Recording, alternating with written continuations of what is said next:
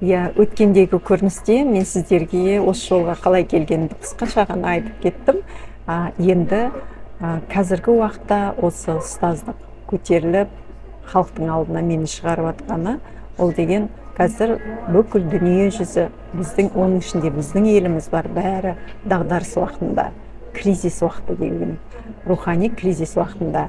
Біз енді бұл өзгерістер, қиындықтар, жер сілкінісі, су апаты, жол апаты, неше түрлі дерттер, жаңағы соғыстар неге болып кетіп жатады?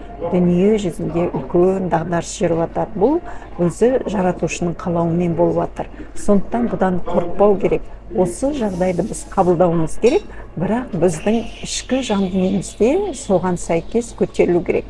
Біздің рухымыз көтерілу керек. Біз ішкі жан дүниеміз мықтырақ болу керек.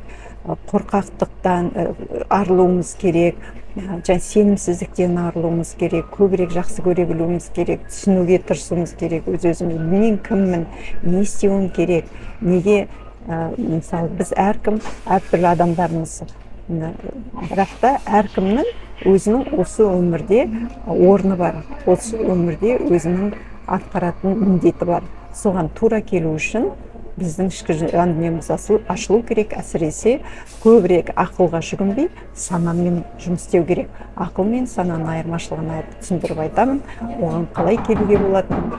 Енді қазіргі дағдарыстар, біз бір үлкен дағдарыстан өттік 20-шы жылы, қазір тағы бір үлкен дағдарыстың алдында тұрмыз.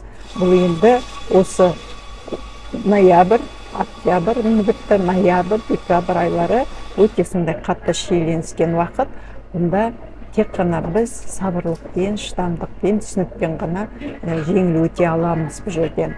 Енді сіздер осы 1-2 жыл шыдасаңыздар, әрі қарай адамдардың жағдайы жақсара бастайды. Осы 2 жылдың көлемі кішкене дағдарыстың дәл үлкен тағы бір өткелі болады.